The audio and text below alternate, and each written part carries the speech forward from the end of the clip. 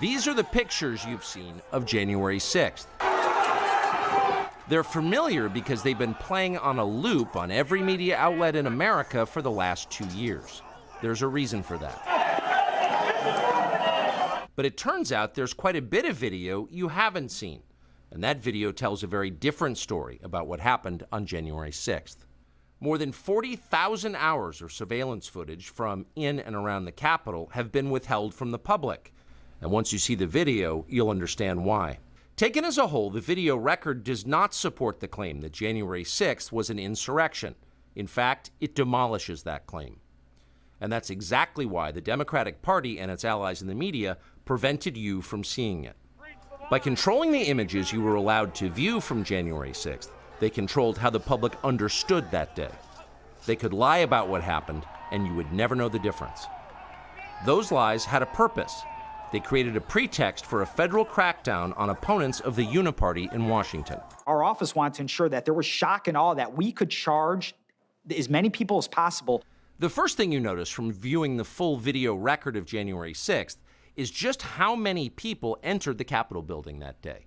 Hundreds and hundreds of people, possibly thousands, over the course of about 2 hours. The crowd was enormous. A small percentage of them were hooligans. They committed vandalism. You've seen their pictures again and again. But the overwhelming majority weren't. They were peaceful, they were orderly and meek. These were not insurrectionists, they were sightseers.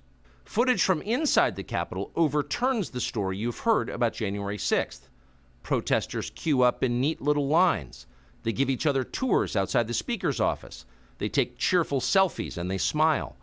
They're not destroying the Capitol, they obviously revere the Capitol. They're there because they believe the election was stolen from them. They believe in the system. Here's the man you've heard referred to as the QAnon shaman outside the Senate chamber. These are not rioters. These are people who wandered over from a political rally. We will not let them silence your voices. After the rally, they walked down Pennsylvania Avenue, where organizers had secured a federal permit to hold a legal rally on the grounds of the Capitol. I know that everyone here will soon be marching over to the Capitol building to peacefully and patriotically make your voices heard. Once at the Capitol building, things began to get chaotic. Capitol police officers fired tear gas into the crowd. A few at the front of the herd broke windows. Someone opened the doors, and many hundreds of others just walked in. They're going to make that the story. Of course, they did make it the story. And at the center of it, the single most famous person arrested that day was a Navy veteran from Arizona called Jacob Chansley, often referred to as the QAnon shaman. The so-called QAnon shaman. QAnon shaman. Someone named Q Shaman. Jacob Chansley became the face of January 6th, a dangerous conspiracy theorist dressed in outlandish costume who led the violent insurrection to overthrow American democracy. For these crimes, Chansley was sentenced to nearly 4 years in prison, far more time than many violent criminals now receive. What did Jacob Chansley do to receive this punishment? To this day, there is dispute over how Chansley got into the Capitol building. But according to our review of the internal surveillance video, it is very clear what happened once he got inside. Virtually every moment of his time inside the Capitol was caught on tape. The tapes show that Capitol Police never stopped Jacob Chansley. They helped him. They acted as his tour guides. Here's video of Chansley in the Senate chamber. Capitol Police officers take him to multiple entrances and even try to open locked doors for him. We counted at least 9 officers who were within touching distance of unarmed Jacob Chansley. Not one of them even tried to slow him down. Chansley understood that Capitol Police were his allies. Video shows him giving thanks for them in a prayer on the floor of the Senate. Watch. Thank you, Heavenly Father, for giving the inspiration needed to these police officers to allow us in this building.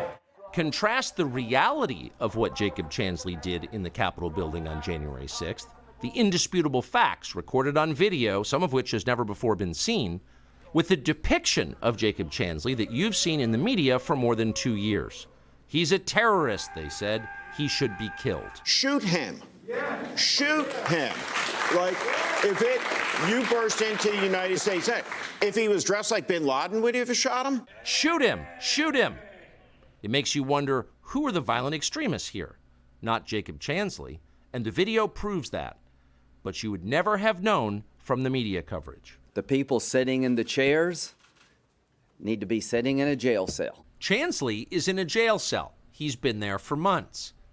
If he was in fact committing such a grave crime, why didn't the officers who were standing right next to him place him under arrest? Until now, no one could even prove that even happened. But it did. Subscribe to the Fox News YouTube channel to catch our nightly opens, stories that are changing the world and changing your life. From Tucker Carlson tonight.